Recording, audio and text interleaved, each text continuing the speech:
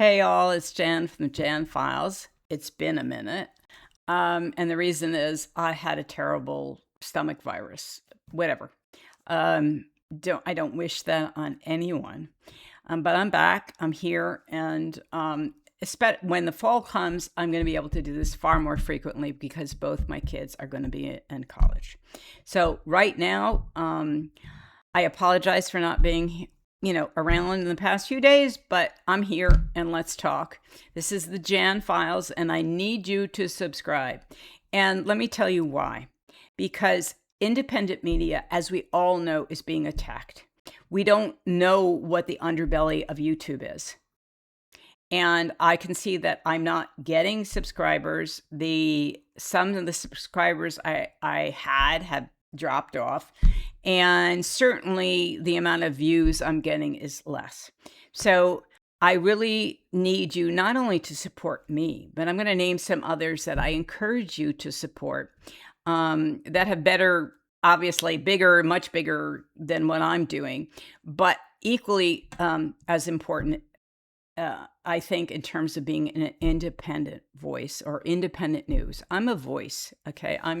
I share things that are new, but I also it's a lot more about what I'm thinking about and what is current. So there is some news aspects to this, but we have to do this because major media has been taken over by Larry Ellison and Rupert Murdoch. We have lost now, not to say that it's a big loss, but it is. Honestly, it is. We've lost CBS, which is a disgrace.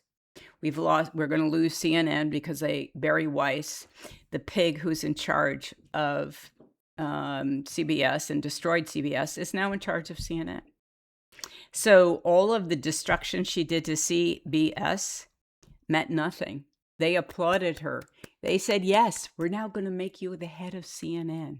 And, Trump approved that merger without blinking an eye. There was no, but, no, you can't do, none of that. So this is all happening. And so the only thing that I watch in terms of major media or mainstream media is MS Now.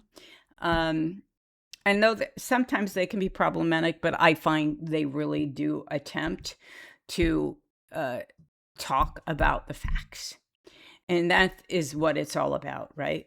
Because otherwise we're being fed this crap, these lies that Trump produces, and all that goes with it. So we need to make sure, double down, folks, on following people. So here I'm talking about Katie Fang. I'm talking about Aaron Parnas. Ryan Tyler Cohen, yes. And there are some like Midas Touch. Midas Touch leaves me a little cold sometimes. I feel it's really male-oriented. And anyway, I don't know. I'm not so thrilled, but whatever. And there are others. There are more on Substack. So that's where I would also encourage you to go. Substack, at this point, seems to be the only platform that's not screwing around. That may change. I don't know. I'm on Substack now.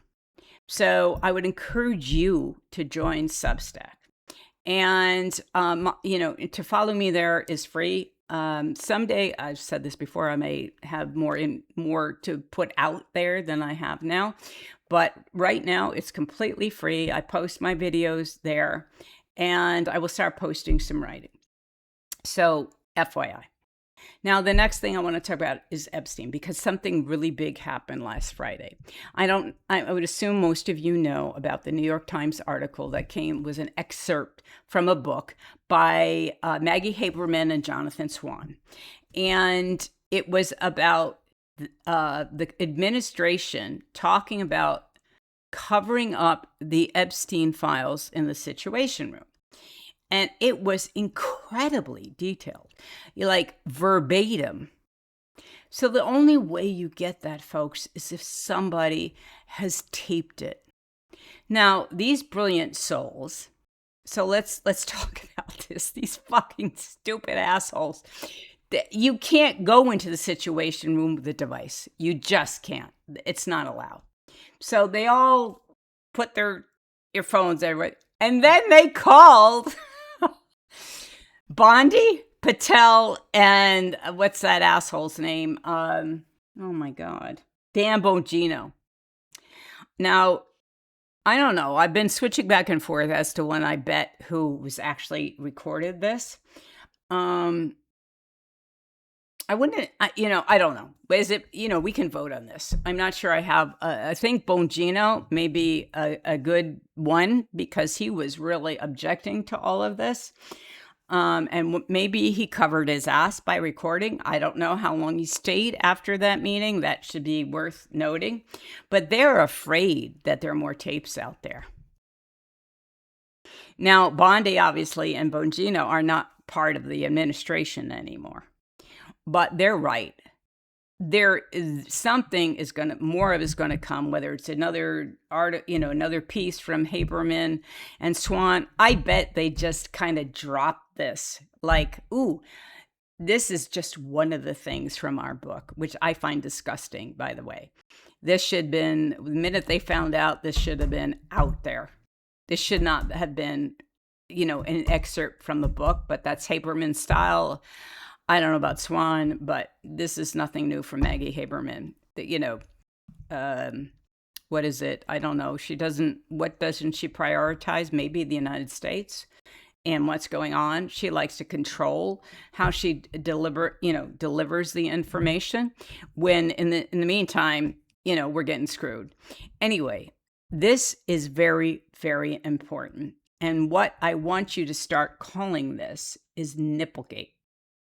Nipplegate, because they were discussing an email that talked about Trump's predilection for sucking on women's breasts, on women's nipples, and doing so to the point where they were raw. This was in the emails. It's in the Epstein files. And so that's what they were discussing. J.D. Vance said, hey, let's do it. I'm sure. Let's just get it all out. Let's just release the Epstein files. And the rest of them are probably going, you stupid motherfucker. Trump did all this. We're just trying to cover it up. Or maybe Vance knows he did all of this and he wants it all to come out because who's next in line? But the other thing that none of them, are any of them, I don't know how old Susie Wiles is, his chief of staff, but I'm not sure there's anybody in there that would likely remember Watergate. Because this, in terms of the cover-up, is so much worse. Because the crime they are covering up is so much worse.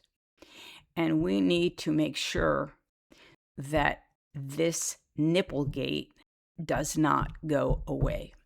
So I encourage you to hashtag Nipplegate, hashtag Epstein files. Let's go, folks.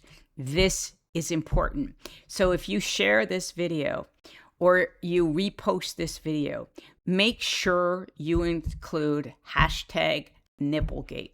Because we need to start getting this thing trending and keep it alive and not let, all of a sudden, of course, Donald Trump is now settled with Iran. What a pile of shit. We've got nothing. It's a joke, the whole thing. Anyway, so that is what I want to encourage all of you to do. Nipplegate. Remember that. Now, the third, I have two more things quickly I want to talk. I want to talk about the UFC disaster, pathetic, grotesque event on the White House lawn. If the White House has a soul, it's suffering. It's like probably looking to run someplace else because what is happening is beyond comprehension. That they had a fights or whatever they are that showed people getting bloodied on the White House lawn and motorcycles flying in the air. Like, it's just like, playing to the dumb, the dumbest human beings on the planet. And then to have that fucking asshole say what he did about Michelle Obama, I'm not going to even say it. All of these Trumpers always say they're not racist. Trust me, I live in a Trump neighborhood. Not one of them is racist. And it is what it is. We know they're all fucking racist as shit. What happened was disgraceful. And I don't know.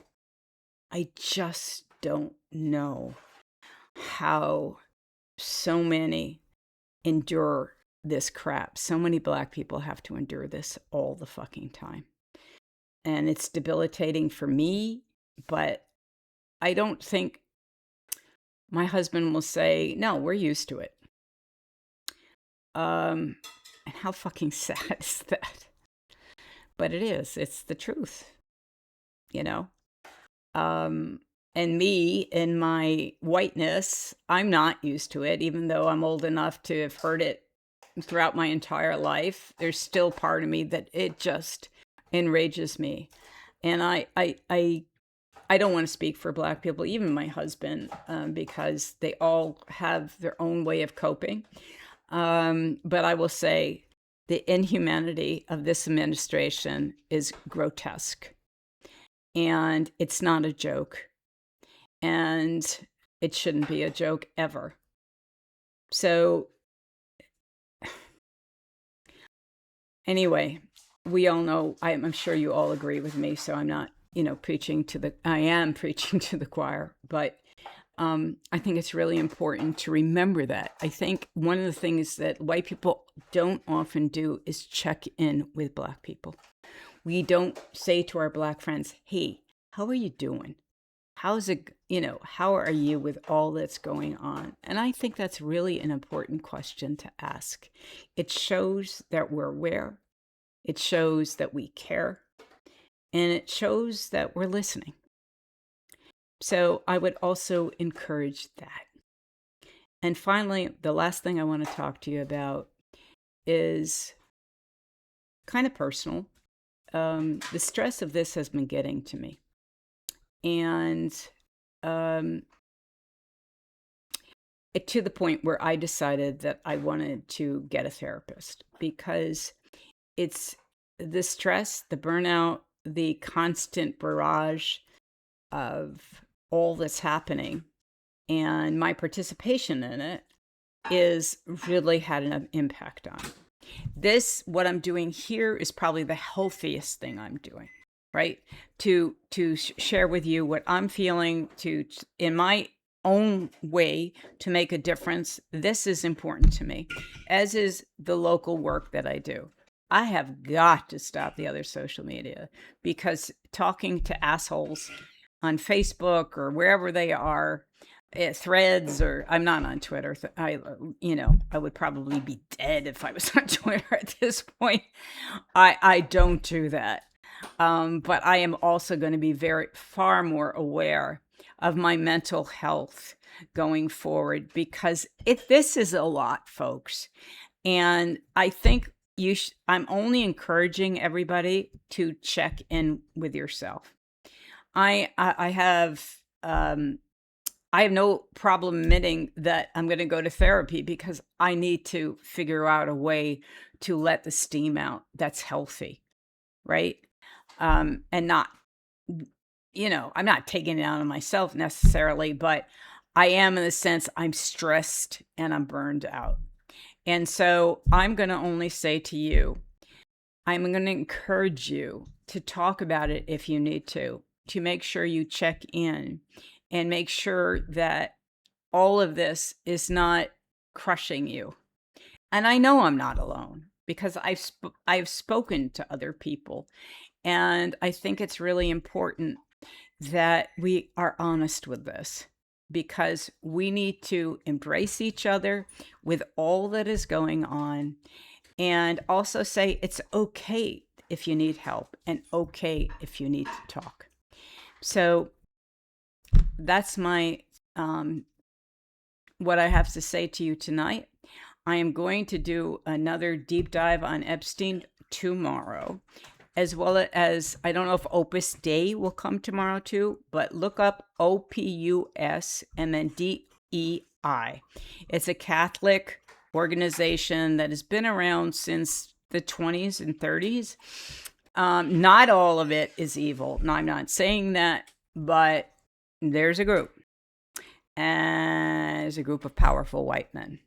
And a thousand of them are in Washington, D.C.